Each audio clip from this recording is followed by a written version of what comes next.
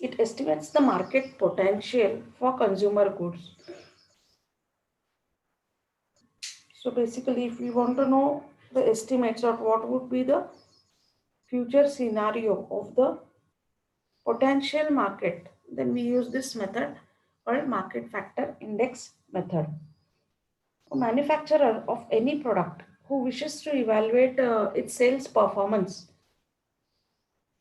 with market potential in that region or particular area.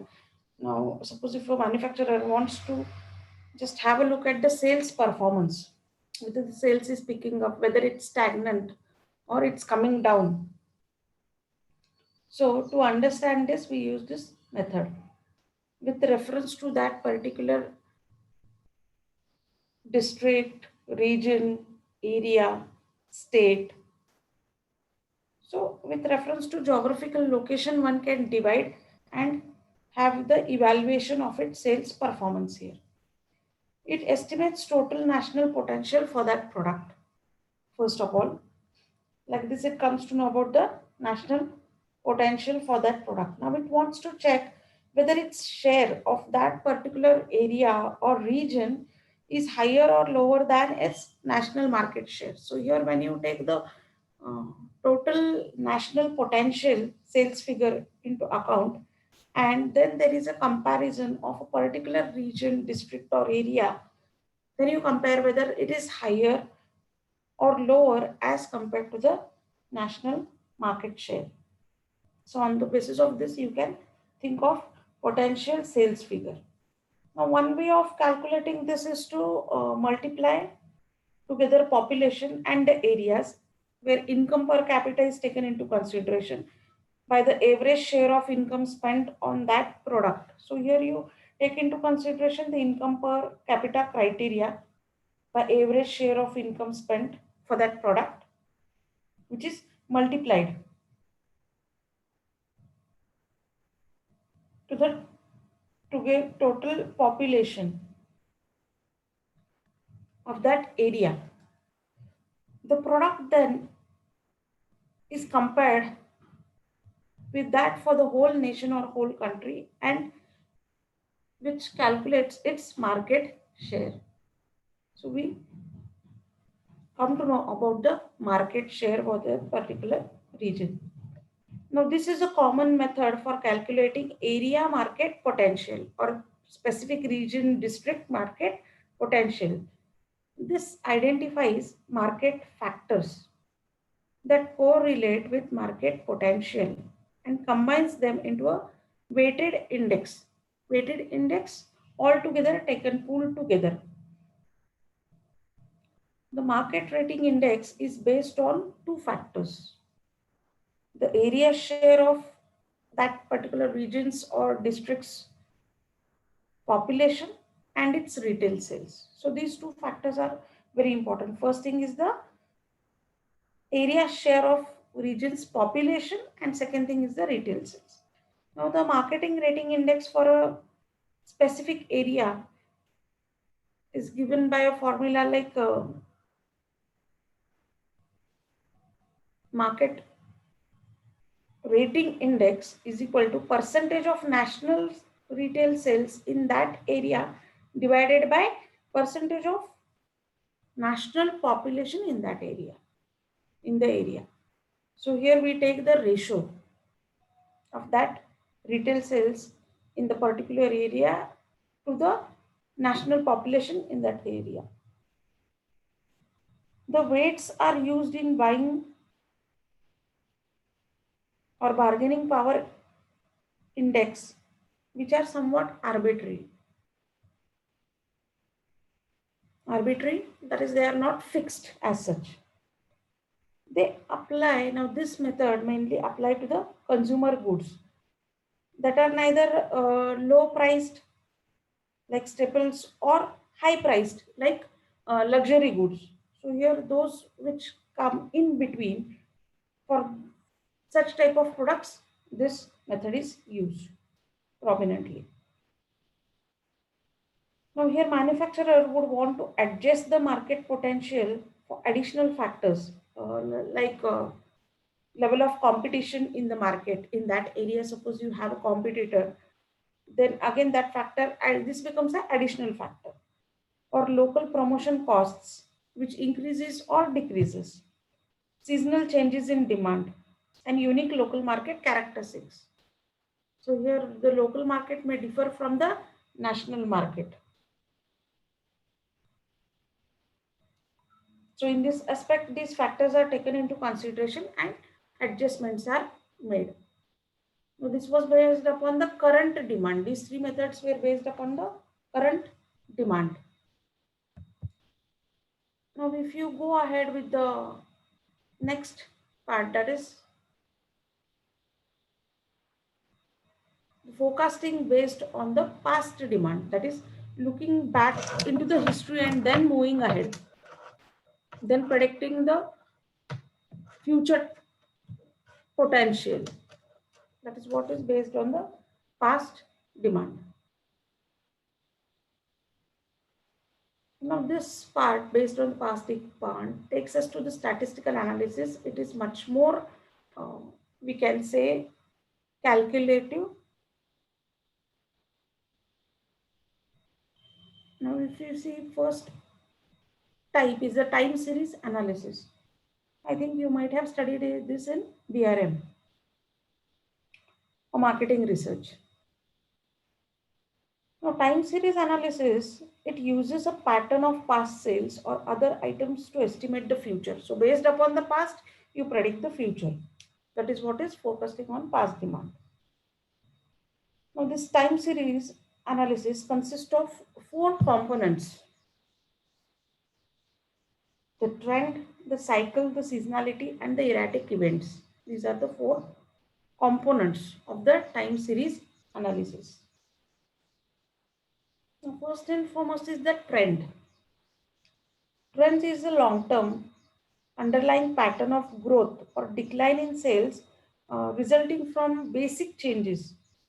Now, basic changes, they may be in the population, capital information, and technology. Now, if you consider the population, it's related to the demographic factors.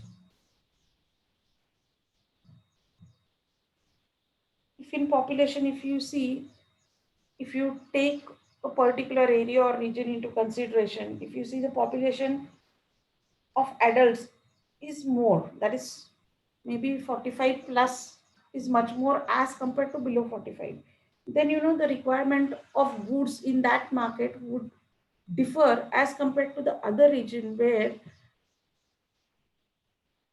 the population below 40 is very much higher as compared to above 40.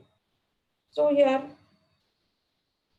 if the company is into such a type of product where the segmentation is based on the age criteria, so naturally the strategies will differ here, or the predictions with reference to potential sales in future, they are going to change because the population itself shows the divergence or variations. The figure and the facts vary in both the areas.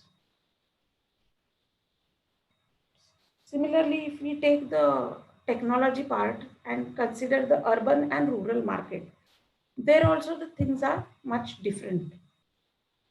The infrastructure facilities in the urban area and the rural area, they differ. Today, if you see the penetration of internet, though we say even in rural areas, it has penetrated, but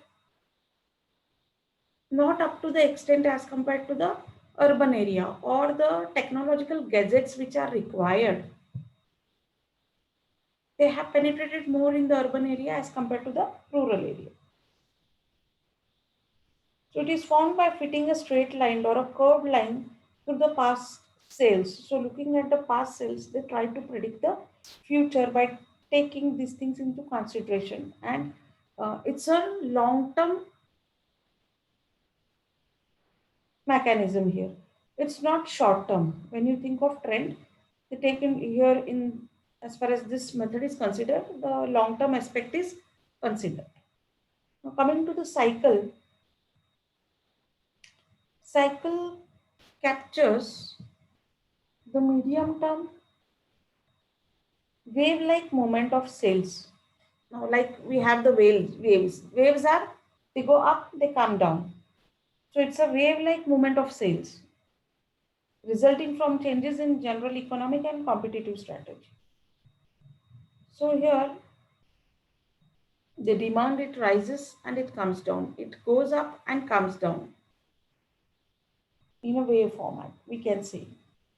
Now this may be due to some changes in the economic constraints.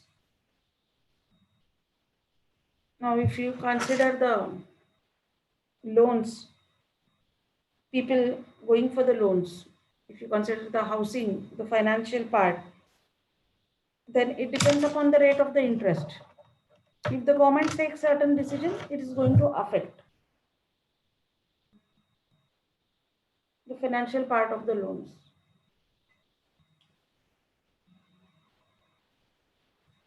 The cyclical component can be useful for medium range forecasting activity.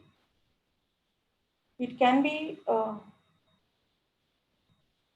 useful for the medium range, means those which are not highly influenced or affected by any of the economic factors or political factors or technological factors. For that, this is much more useful. Cyclical swings, however, they are difficult to predict because they do not occur on a regular basis. Now, these things they are not certain. They are very unpredictable. No one can guess that in future maybe the government is going to take such and such decisions.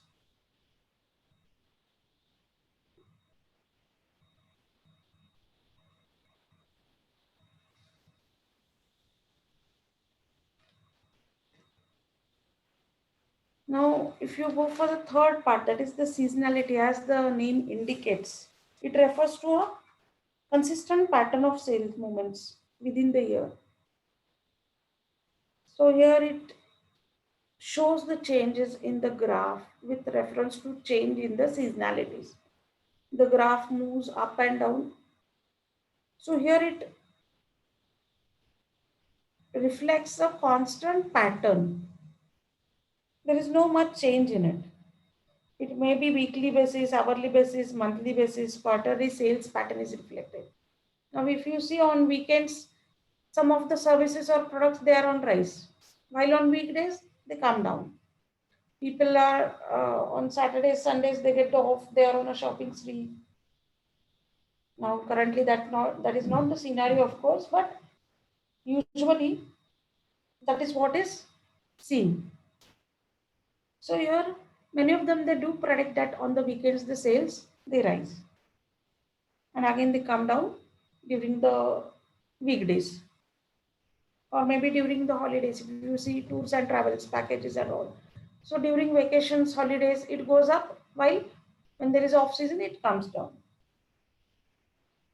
So here, even though they are seasonal, still they are predictable. There is consistency in the pattern here. Now, as I said, it may relate to weather, holidays, traditions, customs like festivals and all. So in India, we celebrate many festivals. So the manufacturers, they are aware that the festival is nearing and it is expected that the demand for particular product will be on rise or during the auspicious occasions. So here, this would be a short-term planning. Okay. It does not take into consideration long-term planning. Only short-range sales is taken into consideration as far as the seasonality factor is considered. Erratic events includes fads, fashions. Again, it's not predictable. The strikes in the factories, one is not able to guess that when the workers would go on the strike. The earthquakes, the riots, the fires, other distributions. So here the natural calamities you may consider here, which affects the demand part. So here when we take this into consideration based upon the past, these things should be omitted because they are not in the regular consideration. When you are looking ahead and taking the past as a base, these things should be omitted from the past data to see the more normal behavior of the cells to get the appropriate sales figure here. Now the control issue in time series is estimated with reference to the seasonal, cyclical and trend components. Here it has a very simple approach. It takes into consideration the average for all this over the several years. Maybe if you are having a look at the pattern for the last 5 years, so it takes into consideration the average of this 5 to 6 years. Although this does not give any extra weighing to recent events, and there is always a problem about how many periods to average, that is whether to consider 5 years, whether to consider 10 years, because whatever was there the scene maybe 5 years back or 7 years back, that may not be true today. So this is one drawback here as far as this method is considered. So this would be just the appropriation of the prediction here. Exponentially weighing moving average overcomes this problem by including all past statistics but weighing with the recent ones more highly. So when if you consider the past one and the recent, that is 1 or 2 years back recently, if you adjust this with the moving average, this overcomes the problem or helps you in appropriation to forecast the demand. Now the next one is the trend analysis. Trend analysis, it is most widely used and abused method of strategic forecasting. It is popular as it is quick and easy to use.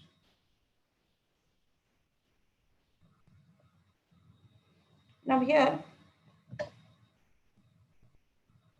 it is most widely used, but abused method means when we take the calculations into account statistically, the results may be much more reliable, but when it is used thoughtlessly, the manager should be able to give a thought and then take into consideration the factors.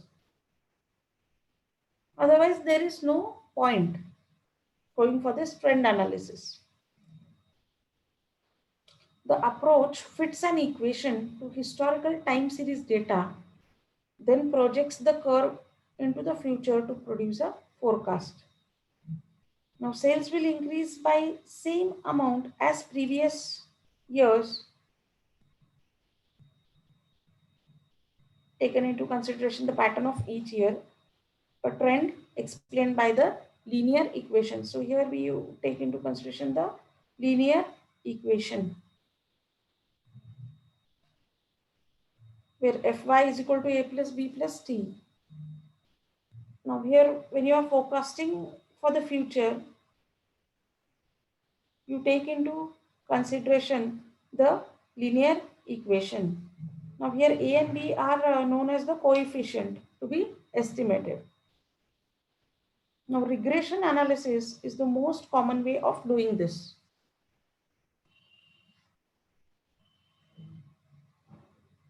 It calculates the values of coefficient that minimize the sum of squares of differences between the actual and the forecast sales. Statistically, excellent result reveals the dangers of trend analysis. Now, the trend analysis can overcome the problem by filling a more complex equation. A quadratic equation allows regression analysis to produce an equation with a better fit and a shape. So here, with the help of this statistical linear equations and regression analysis, one can think of forecasting the demand. The linear and quadratic forms are two of many equations that can be used to fit trends. Now here if you see the benefits, sales are most common, but the adoption rate of new products, the substitution of one technology for another, and technological forecasting are other areas where this trend analysis is much more effective.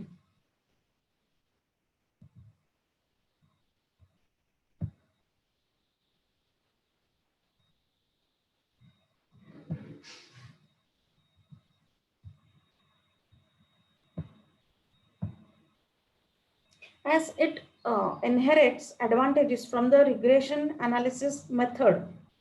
It is relatively quick and easy to use. Because it is based on a well understood technology, it provides statistical measure of reliability and validity of the results. So this method is much more reliable and valid. Now the next point is the S curve in this. Now in the previous one, okay, there is a straight line and you try to fit with the help of statistics. In the S curve, the S-shaped time series or curves that saturate to the upper limit are particularly suited to time series analysis. In technical and sales forecasting, there is often an upper limit beyond which the performance of sales they cannot go up. So that is the saturation point above which the sales they do not pick up. When forecasting the potential of a new product group is taken into consideration, it is easier and more reliable to forecast the penetration rather than sales. Because penetration always follow a particular type of curve that has an upper limit. So when you're thinking of penetrating in the market, it is related to the concept of consumer buying behavior again here. Few of the people, they like to try the product very quickly, while there are laggards, those who just wait for the results and then think of purchasing the product. Now, the next is the diffusion of innovations. Now it makes a realistic assumption.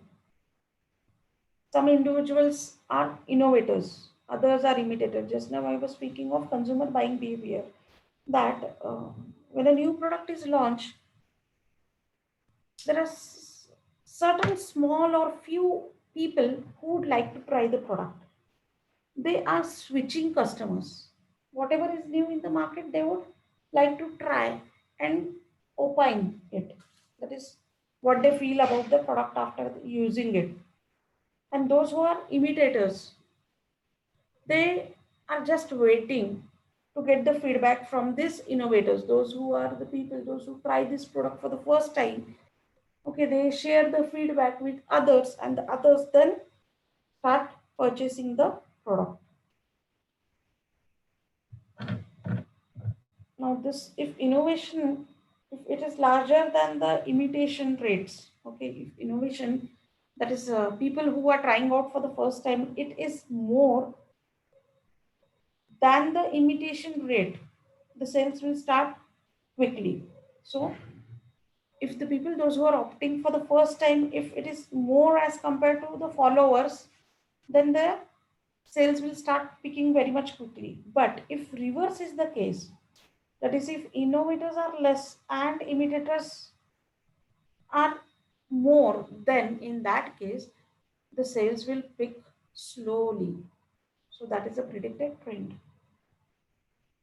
No, here nobody can assume that the sales will not pick if the second statement would we would consider, because many a times what happens that though the initiators are very few, still if they are satisfied and they give a positive feedback, there is a possibility that slowly and steadily these copiers or imitators will spread the message and slowly and steadily the market will pick up. Now they are based on the this fundamental concept of diffusion of innovation is based on the ideas of consumer buying behavior. Differential equations are useful variables on conventional trend analysis here. Unlike other time series method, they are based on ideas about consumer behavior. Now, a special case of diffusion of innovation occurs when a new technology replaces the old one. That is technology substitution. Here you consider the technology trend analysis. The technology trend analysis, it seeks to forecast changes in technology,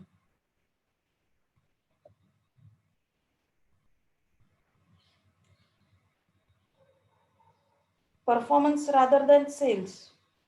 The pattern of technological progress tends to be uniform because it is usually achieved as a result of designers selecting and integrating a large number of innovations from diverse technological backgrounds or areas to produce a high performance product. So usually we have seen that when the new technology comes, it replaces the old one. For this, there are certain leading indicators. If you take into consideration the leading indicators, many companies, when they forecast their sales by finding one or more leading indicators, they take into consideration the indicators like demographic shifts, the life expectancies.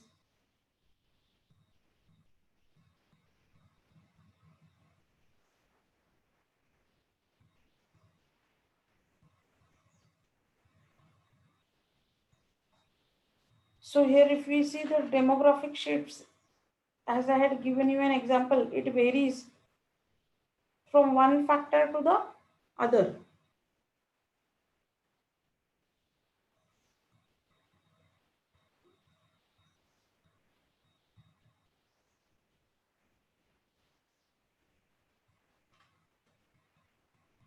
Similarly, if we consider the life expectancy rate, even this life expectancy rate, it differs. Today, the life expectancy rate is much more higher.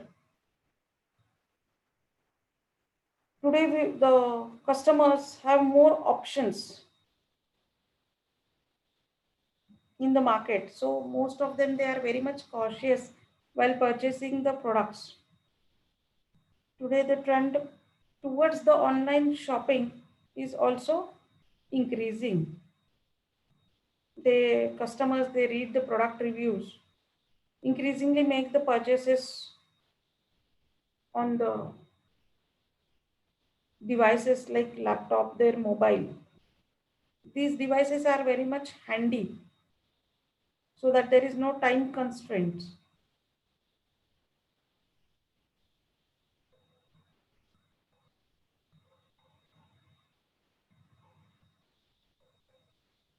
Also, they take into consideration the economic indicators like disposable income, as I said, with the interest rates, the government norms. So these are some of the factors which act as a leading indicators in market forecasting. Here, multivariate statistical analysis is used. Now, time series analysis treats the past and future sales as a function of time rather than as a function of demand factor. So, there time plays a very major or important role.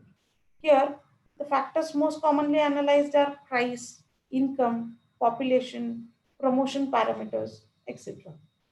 It consists of sales as a function of number of independent demand variables. So, here basically how the sales are affected with one or more demand sales variable is taken into consideration. Like whether because of advertising the sales figure has gone down or not, whether due to increase in the disposable income leads to increase in sales, whether the introduction of new product from competitor side has made the sales decline in the particular area. So all these are demand variables which affect the sales of that product. Now, using this multiple regression analysis variable, equations can be fitted to the data to find the best predicting factors and equations. Now, it gives the answers to questions like what are the chief variables which affect the sales? As rightly I said that whether the advertising has to be increased to increase the sales figure, whether there is any problem in the approach of the sales force, salesperson approaching the retailers or the dealers, whether any introduction of local product has affected the sales. So such type of questions can be analyzed with the help of multivariate statistical analysis, where more than one variable, that is multivariate, are acting upon the sales, where sales is a dependent variable and the other factors are independent variables. Forecasting through experimentation now. The next part.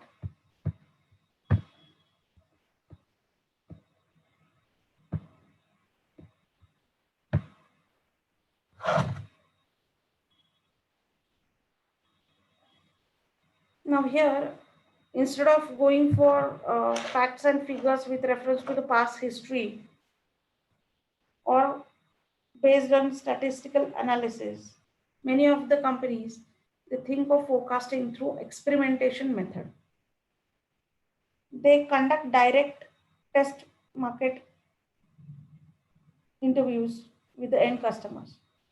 Now these are basically useful in new product sales, new product launch when the product is newly launched, or estimates product sales in a new distribution channel, whether it's a new distribution channel, the territory, or a new product. Such type of forecasting through experimentation is useful. Now, when we take this concept testing, the testing of new product concept with a group of target customers is considered here. A word or a picture description may be sufficient to consider here to test the concept. Specifically, when you consider the products where they have the demonstrations where you can use the product, okay, this concept testing works well. A more concrete and physical presentation of the concept will increase the reliability of the test concept. Today, marketers are finding innovative ways to make product concepts more real to concept test subjects, that is to the customers, approaching the customers through a reliable means, taking them into confidence so that this testing is possible. After testing, there is a likelihood that the customers may purchase the product. On this basis, the company projects the figures of population size of this target group to estimate the sales volume. Now it offers a rough estimate of potential sales. Now here, nobody takes into consideration the accuracy or accurate figures, but it is a rough estimation. That is, if the people like the concept, what are their intentions, whether they would like to try the product, whether they would like to purchase the product, which gives a rough estimate of the future sales with reference to that particular area or market, the companies. Now here, since we are focusing just on the customers, okay, this concept testing, no doubt at the end the customer is only going to use the product, but we also know that consumer behavior has certain factors. So when we are testing this on a group of customers, the companies, they have no idea actually when they are going for this concept testing, who are the customers? Who are the customers in terms of their factors? The aspects of consumer behavior, they differ from one person to other person. So in this aspect, their feedbacks also differ here. That is one drawback, that you cannot pool all of the customers or consumers, those who are subject of this testing, as a representative of the entire market. Pre-test markets. Companies can test new product in a simulated shopping environment. Now here, simulated shopping environment, that is a falsified shopping environment is created. Maybe samples are given to the consumers, or demos are shown to them. Demos are conducted. The ads and promotional offers are given to the customers. Small amount is also given to customers and invitees. They are invited to the real laboratory stores or settings. Now, where market researchers, they are the observers, how the customer is purchasing, what is the opinion of the customers, what did they look for, what do they feel about the packaging, the ingredients, the pricing. They analyze whether they want to purchase, then what are the reasons, whether they don't want to purchase, then also what are the reasons. So feedback from the customer is sought directly. In some cases, when the product is purchased by the customers, after some days, maybe from the company person takes a feedback on the phone and gets the desired information. Now, simulated test markets overcome some of the disadvantages of a standard and controlled test markets. They keep new product out of the reach of the competitors. So when you are having this test markets, pre-test markets, the competitor is not aware of the product introduced by the company in the market. So it is one of the cheaper and quicker means. If the pre-test results are strongly positive, then the product is clicked and introduced in the market. Against this, if the results are poor, then the products are dropped and again forwarded, the feedback is forwarded to the R&D department for further modifications. Mini test markets. Now the firms have a control panel of stores that have agreed to carry new products for a fee. So the company gives certain amount of as a fee to this control panels of stores. The company specifies the number of stores and geographical locations which it wants.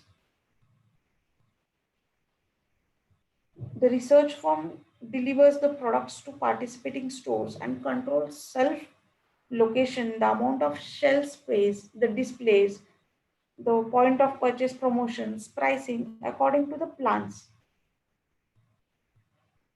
Now, this control test marketing, well developed, it takes less time than the standard test markets. So here it is cost effective method when the things are controlled. Only the thing is there should be mutual trust established among this panel of stores. That is, they should give the appropriate feedback to the companies. That much trust and confidence should be established with these intermediaries by the company. Then only these things work.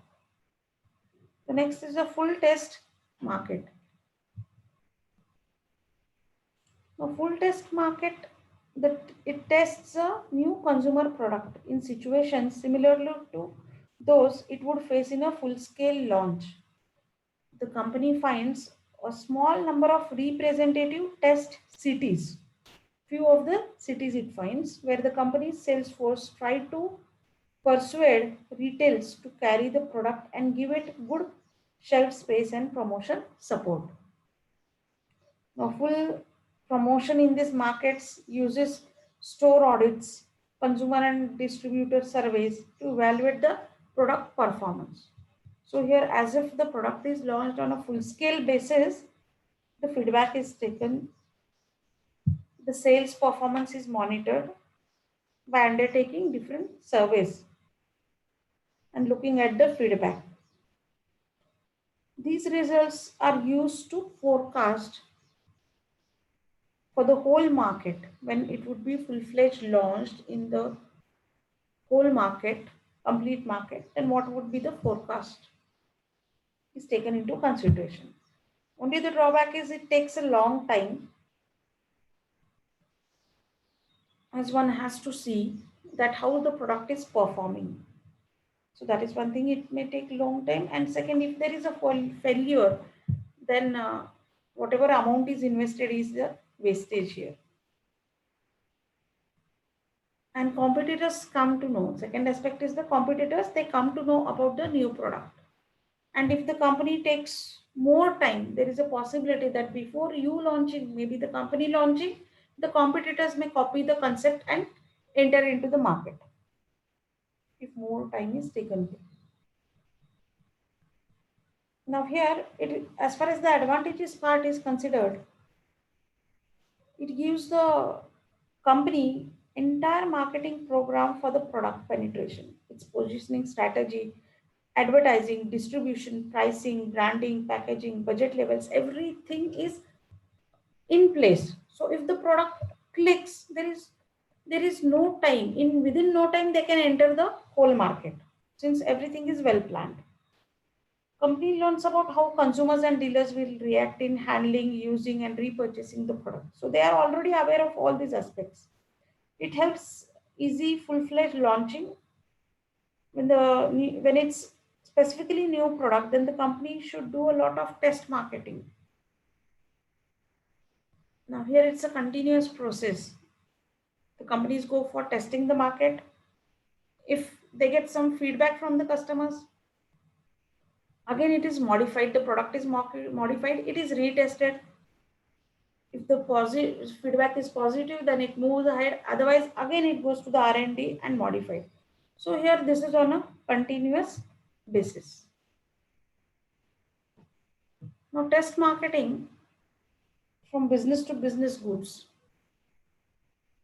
So here there are 4 criteria like product use tests. Business marketer selects a small group of potential customers who agree to use new product for a limited time.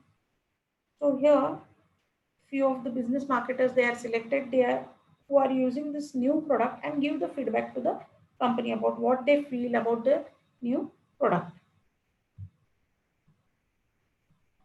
The company's technological people watch how the customers use the product, what are their queries, the functioning of the product, and learn about customer trainings, servicing requirements. What are the requirements of the customers?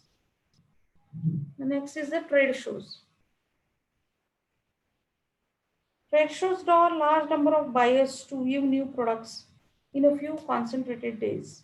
So if we have seen, there are many trade shows taking place. The time frame is limited and many of the customers, they visit. There basically the intention is to understand how buyers react to various product features and terms.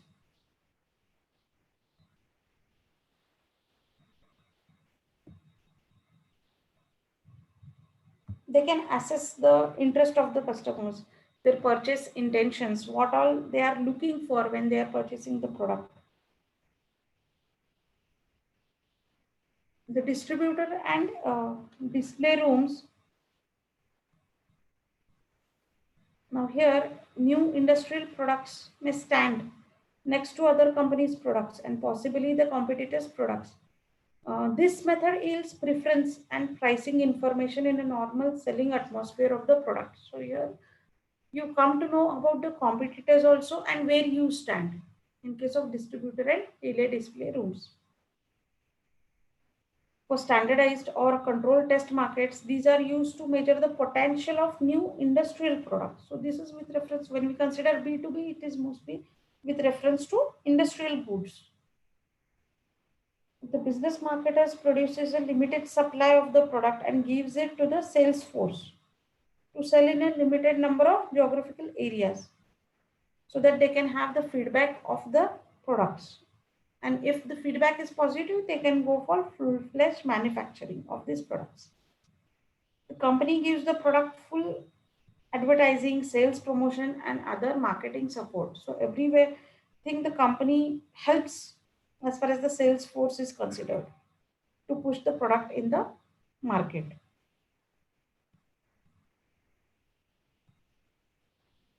Now the next part is forecasting through intentions and expert opinion.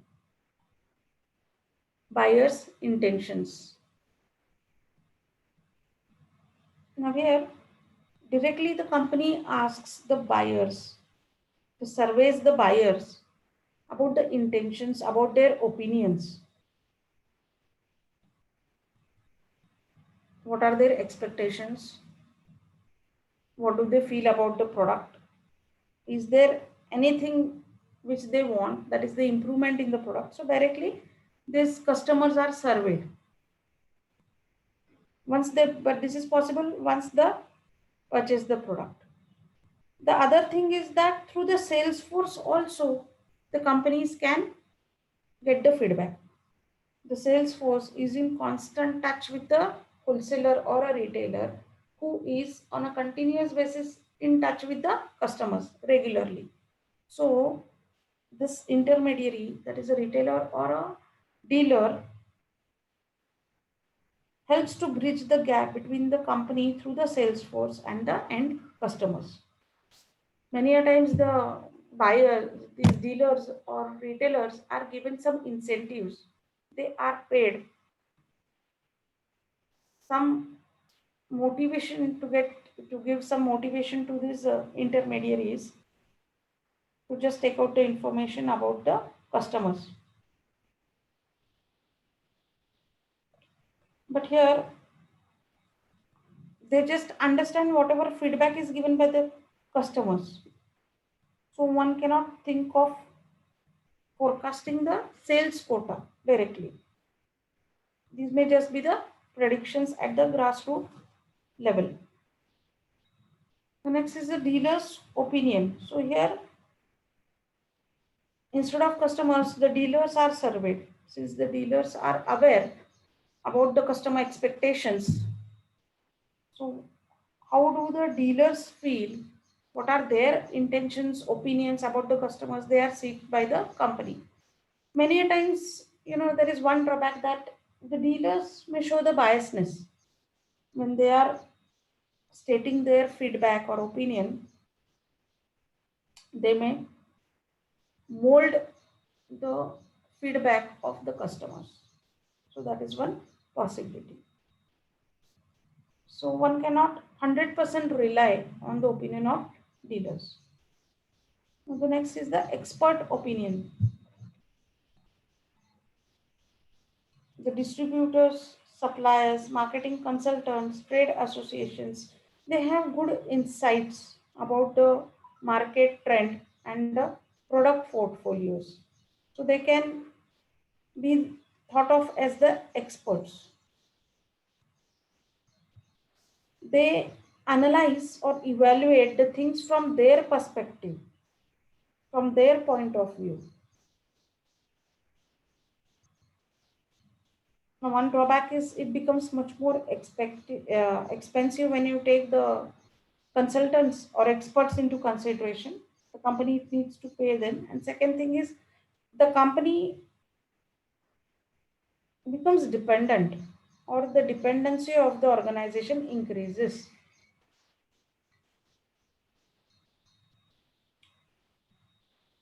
The Delphi method.